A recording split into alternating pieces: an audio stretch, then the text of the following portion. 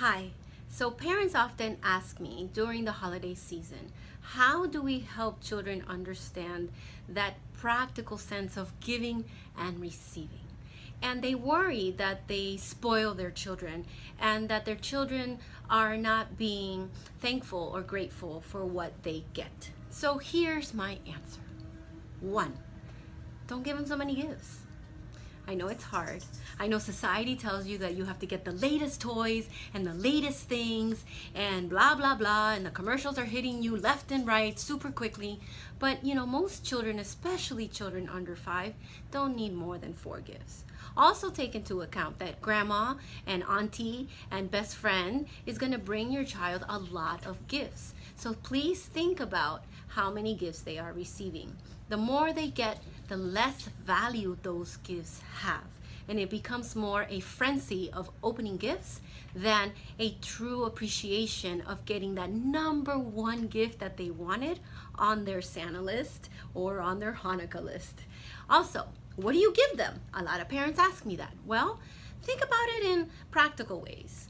Always, always, always choose toys that help them in their development.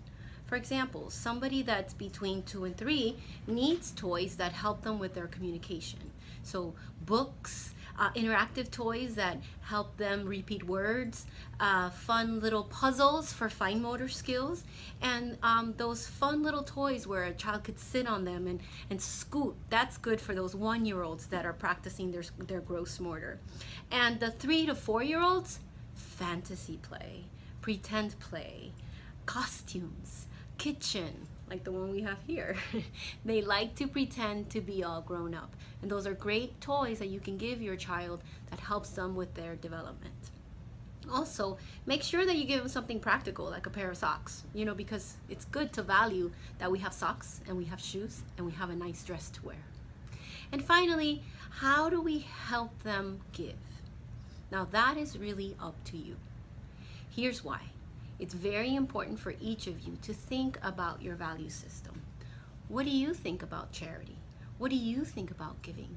What do you think about contributing to everyone? I want you to think about how you would express that to your child. One way is to start a ritual on their birthday or during the holidays where you look at their toys and you look at all the things that they have and you make a keep it file, give it away, and a throw it away. And then do that process with them every time so they understand that the things that they keep are things that they really value and love. The things that they give away is a way to understand that there are children in the world that may not have as much as them, and the stuff you throw away is because it's time to let it go. A lot of you out there are doing that in secret, afraid because your child is going to say, no, I want to keep it all.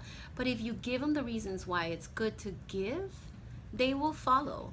Your children need you to teach them to be charitable. It doesn't just happen. Hope this is helpful. I know you saw our little guy behind us here at Stop Parenting Alone. We have a new puppy, and he is going to be a therapy dog soon in the future. So glad you got to see him. Glad you're listening to this video, and I hope it's very, very helpful. Bye!